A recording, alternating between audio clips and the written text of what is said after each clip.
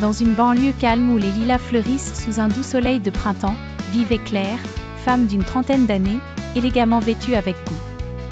Son mari, Robert, un homme d'affaires prospère, partage avec elle 2 enfants pleins de vie, Émilie et Paul. À l'approche des vacances de Pâques, leur demeure voit arriver Martin, le fils de Robert issu d'un précédent mariage, pour passer quelques jours dans cet environnement familial paisible. Martin est un jeune homme séduisant, de 20 ans. Dès son arrivée, une connexion imprévue se tisse entre Claire et Martin. D'abord anodins, leurs échanges prennent progressivement une tournure plus personnelle, le regard de Martin s'attardant toujours plus sur Claire.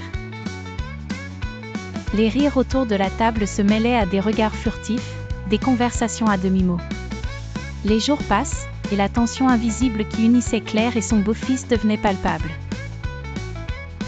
Dans le jardin, sous l'ombre protectrice des grands arbres, Claire et Martin se trouvaient souvent à converser sur des sujets profonds, s'émerveillant de leur perspicacité mutuelle.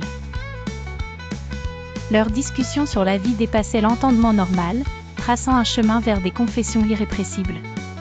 Un soir de fête, alors que les étoiles semblaient veiller sur leurs secrets, Claire se trouve seule avec Martin. Leur silence résonne, leurs cœurs battent la chamade. Impulsivement, elle lui prend la main, un geste interdit, mais ô combien attendu. Ce geste, dans sa simplicité, ouvre la voie à une cascade d'émotions incommensurables. La frontière entre raison et ressentiment se détache alors complètement, laissant place à une passion née d'avoir défié l'évidence. Pour Claire, le temps s'arrête, et les conséquences se dépassent. Cependant, cet amour interdit est bien sûr sujet à complications. Les dernières heures des vacances de Martin approchent, laissant Claire déchirée entre un devoir marital et cet élan irrésistible. À l'aube de son départ, Claire doit choisir rester fidèle au monde qu'elle connaît ou cesser de réprimer un sentiment qui la consume. Alors que Martin s'éloigne, un ultime regard scelle une vérité.